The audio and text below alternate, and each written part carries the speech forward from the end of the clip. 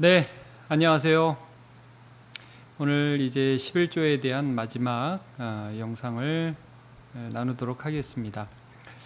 그동안 우리 11조에 대해서 여러 가지 주제로 함께 나누었죠. 11조의 의미, 신앙 고백의 의미다. 또 그것을 이제 어떻게 사용해야 되느냐. 구약의 정신을 볼 때에 전임 사역자의 생계를 책임진다. 이게 예배가 중요하다는 말씀이죠. 그리고 또 사회적 약자를 돌본다. 이웃을 사랑하는 삶. 그리고 이제 11조에 대한 질문, 왜 교회에 드리죠? 이제 교회가 주님의 몸이고 또 주님의 몸을 통해서 하나님의 뜻을 이룬다는 교회의 정체성을 다시 생각해 봤습니다. 이제 오늘 마지막 시간에 이런 질문에 대한 답을 하겠습니다. 어떻게 보면 제일 궁금한 내용인데요. 11조 드리면 부자 되나요? 이런 주제죠. 목회하면서 이런 질문을 사실 많이 받아요. 이렇게 11조 드리면 또 하나님 복을 주셔서 부자가 되는 일들에 대한 간증이 많은데 목사님 정말 그렇습니까? 아마도 이런 질문을 하는 이유는 말라기에 나오는 그 말씀 때문일 거예요. 제가 말라기서 3장 10절을 읽어볼게요. 만군의 여호와가 이르노라 너희 온전한 11조를 창고에 들여 나의 집에 양식이 있게 하고 그것으로 나를 시험하여 내가 하늘 문을 열고 너에게 복을 쌓을 곳이 없도록 붙지 아니하나 보라. 11조에 대한 설교 말씀을 할 때 이 본문을 많이 인용하죠. 이 말씀으로 보아서 분명히 하나님이 여기 시험까지 해보라고 하는데 11조 드리고 10분의 1 드리면 뭐 쌓을 곳이 없도록 주신다고 하지 않았으니까 하나님 거짓말하지 않으시니까 11조 드리면 부자 되겠네요. 이런 질문들을 한단 말이에요. 근데 이제 저는 목회하면서 동시에 또 이런 갈등을 겪는 분들도 봐요. 한편 마음으로 뭐냐면 평생 그렇게 하나님을 신뢰하고 11조를 드렸어요. 근데 이제 하나님이 먹여 살려주시고 입혀주시긴 하는데 이 말씀처럼 뭐 쌓을 곳이 없도록 부어주신다?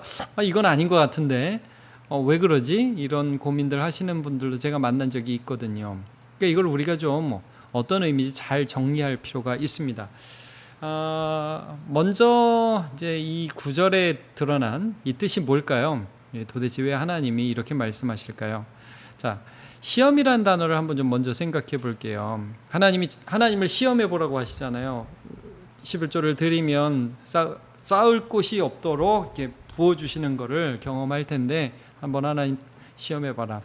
이제 우리가 시험이라는 단어를 볼 때 성경에 분명히 하나님 시험하지 말라고 그럽니다. 신명기 6장 16절에 너희가 마사에서 시험한 것 같이 너희 하나님 여호와를 시험하지 말고라는 말씀이 있습니다. 그러니까 여기서 시험이라는 건 뭐냐면 하나님이 있는지 없는지 의심이 되니까 때를 쓰는 거예요. 하나님 정말 있으면 물 좀 줘봐. 뭐 이런 식이죠.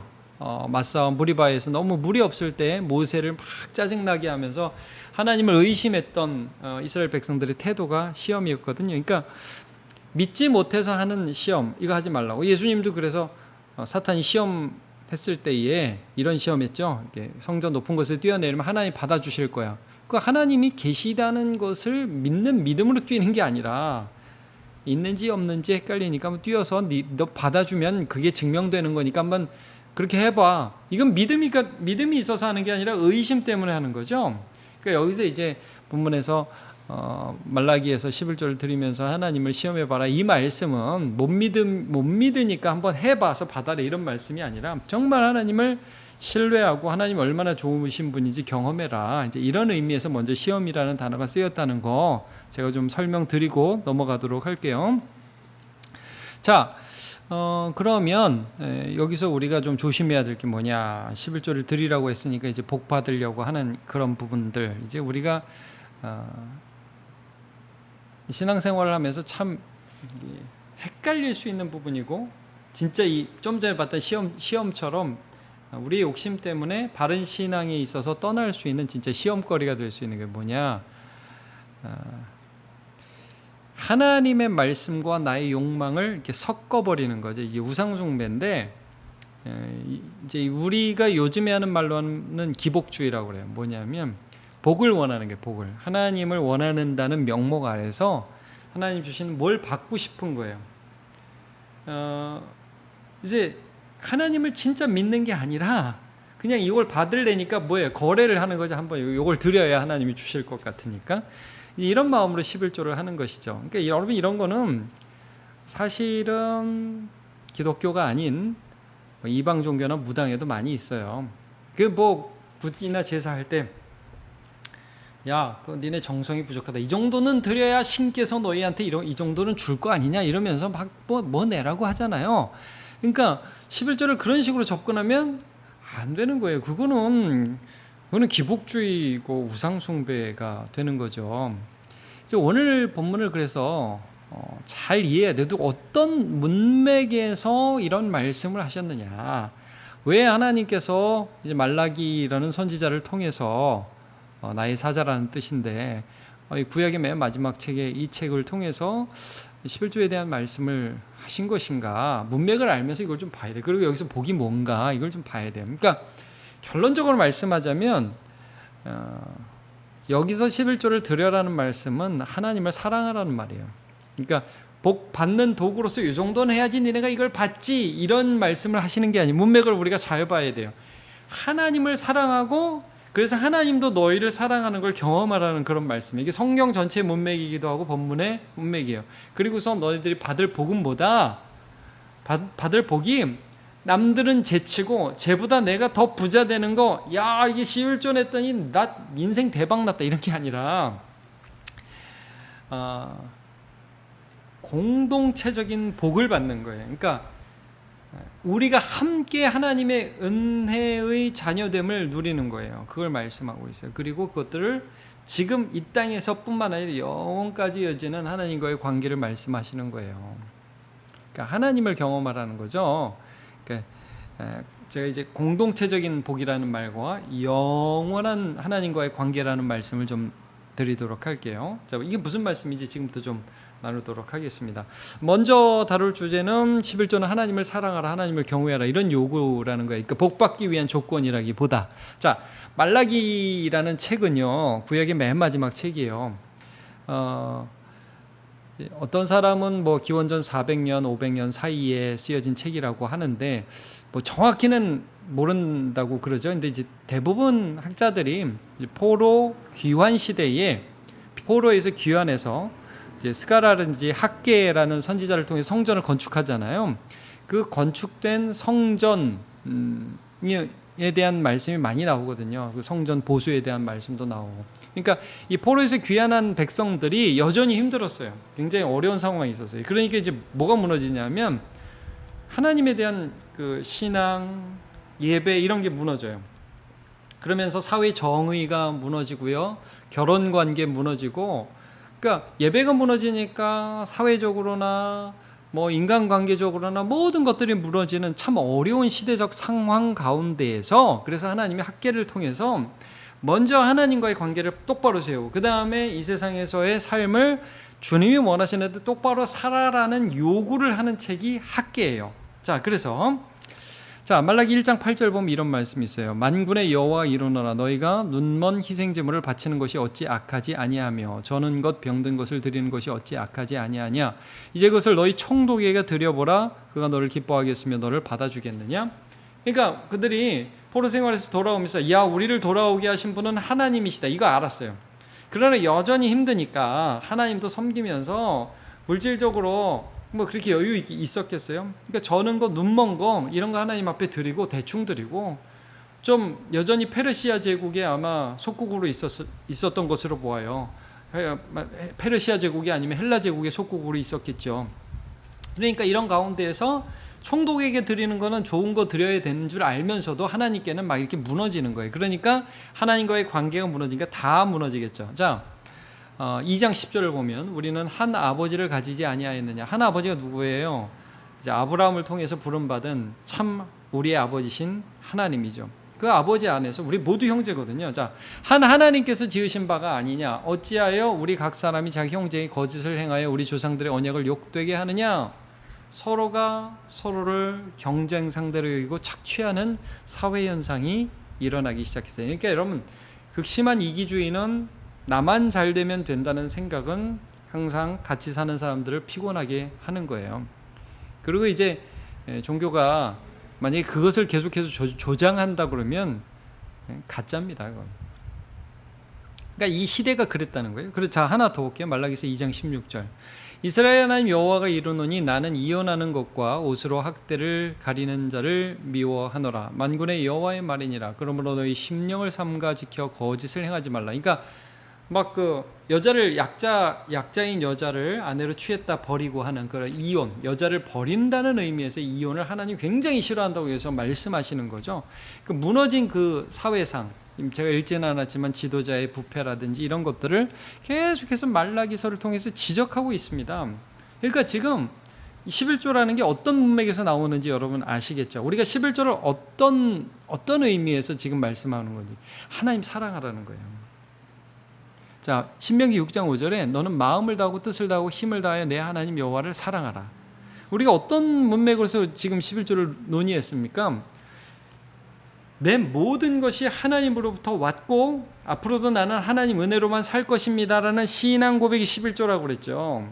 그런 의미에서 말씀하는 거예요. 예수님도 야 너네 11조하고 박하 운양 뭐 이런 거에 다 드리고 막 하나님 앞에 다 하는 거 같이 하면서 공의와 신의는 버리는데 이것도 행하고 저것도 버리지 말아야 할지니라 이런 말씀을 예수님이 하시잖아요. 그러니까 지금 이 11조를 통해서 너희들의 삶에 정말 하나님을 경외하는 신앙 고백이 있느냐, 그 다음에 그것을 통해서 예배를 세우려면 당연히 예배에 수종드는 사람들이 있어야겠죠. 전임 사역들이 있어야 되고 또 사회적인 정의를 행하고 고아와 과부를 돌보며 약자를 돌보는 그런 일들이 있어야 된단 말이에요. 그러니까 이러한 전체적인 하나님과의 관계 또 하나님의 뜻을 행하는 일들, 그런 일들을 해야 되는데 너희 그거 소홀히 하고 있잖아. 그러니까 하나님 것을 도둑질했다는 표현까지 그래서 쓰고 있는 거예요. 하나님 믿지 않는 거예요. 그러니까 여기서 여러분 너네 이거 똑바로 해라는 말이 무슨 말씀이겠어요? 야 너네 복 좀 받으려면 좀 내야지. 이게 아니라는 거예요. 너희의 무너진 삶, 하나님과의 관계가 무너졌는데 다시금 하나님을 사랑하고 예배 똑바로 세우고 하나님의 뜻대로 사회를 돌볼 수 있는 사람으로 살아가라. 그리고 너희가 해야 될 가장 첫 번째 것 중에 하나가 하나님의 것을 하나님께 드림으로 그것을 인정하고 세우는 것이다라는 말씀을 해주는 거예요. 그래서 여러분 이 말씀을 나 부자 되려고 하나님과 거래하는 것으로 접근하지 마시기 바랍니다. 신앙은 거래가 아니다. 늘 강조하죠. 여러분 신앙은 거래가 아닙니다. 내가 요 정도 줬으니까 하나님도 요 정도 주셔야 돼. 이거 아니에요. 가끔 애들이 부모님하고 거래하려고 하죠. 아 오늘 안마 좀 해주라. 막 고려를 하면서 안마를 해주면 뭘 줄 건데? 막 이런단 말이에요. 1,000원 주나? 5,000원 주나? 뭐 용돈 더 주나? 자, 여러분 이거 거래란 말이에요. 그럼 이제 부모 입장에서 웃기죠. 아유, 지들이 받아먹은 게 얼마인데 이걸 갖고 또 이렇게. 그러면 져주면서 장난처럼 이제 거래를 해주기도 하는데, 근데 여러분 그게 아니에요. 부모와 자녀는 관계죠. 그건 사랑이란 말이에요. 마찬가지예요, 여러분. 여기에서 하나님이 요구하시는 것은 하나님을 사랑하고 하나님을 경외하라는 거예요. 그러면 하나님도 우리를 사랑하신다는 말씀을 해주시는 거죠. 자, 이제 질문이 남습니다. 하나님 우리 사랑해 주시고 복 주신다고 말씀해 주셨는데 그럼 그 복이 뭡니까? 그 복이 뭐예요? 나 그 복 받고 싶습니다. 좋아요. 그런 복 많이 받으세요. 자, 여기 보면 쌓을 것이 없도록 부어주신다고 말씀하죠. 말라기 3장 10절. 자, 후반절만 제가 읽겠습니다. 그것으로 나를 시험하여 내가 하늘 문을 열고 너희의 복을 쌓을 것이 없도록 붙지 아니하나 보라. 근데 여러분 잘 보시면 이제 이게 어떤 한 개인에게 하신 말씀이기도 하지만 이스라엘 사회 전체를 향한 말씀이라는 것을 우리가 볼 수 있겠죠. 너희에게 복을 주신다는 걸 굉장히 강조해요. 그러니까 이제 여러분 우리는 이 개인주의 사회에 나도 모르게 너무 익숙해졌어요. 그래서 내가 너무 쪼달리는 거예요. 내가 너무 힘든 거예요. 그래서 어쨌든 내가 잘 돼야 돼. 쟤보다 내가 잘 돼. 11조 내가지고 하여튼 이 사회에서 내가 상류층이 올라가.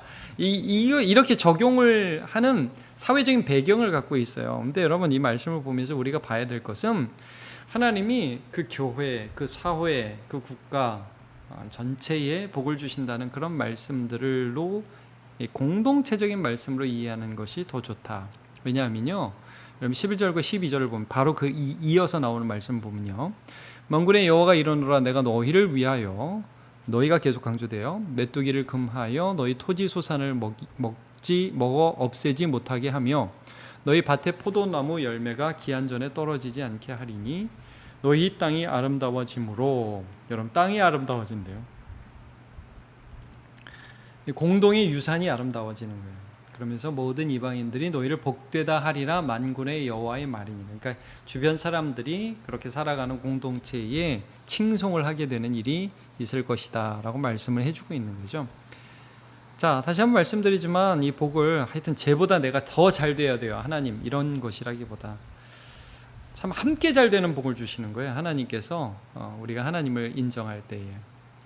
그래서 하나님이 얼마나 좋은 분인지를 함께 누리게 되는 거죠. 참 하나님은 복도 멋지게 주세요.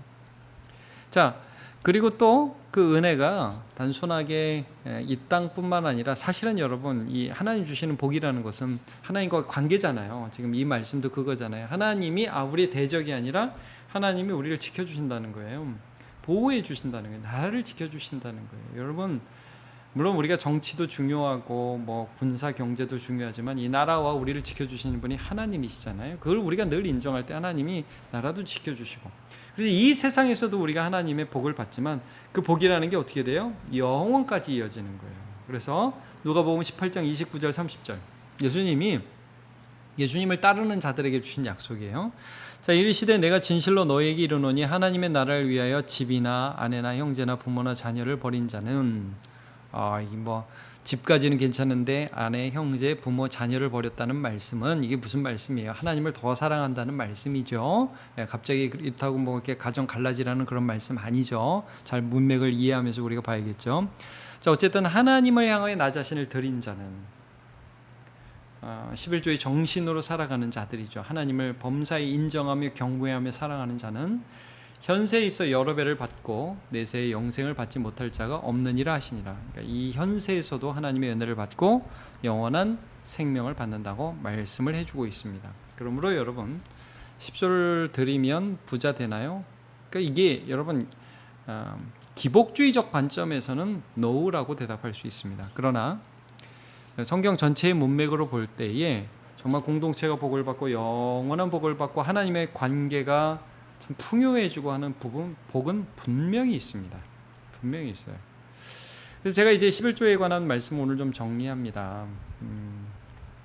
오늘의 주제는 이제 11조를 어떤 복받기 위한 도구로 생각하지 말아라. 하나님을 사랑하는, 그리고 하나님의 은혜를 경험하는 하나의 도구로 생각하라는 말씀이었고요. 또 그 복의 실체가 공동체적이며 영원한 하나님과의 관계를 누림이라는 것을 정리를 했고요.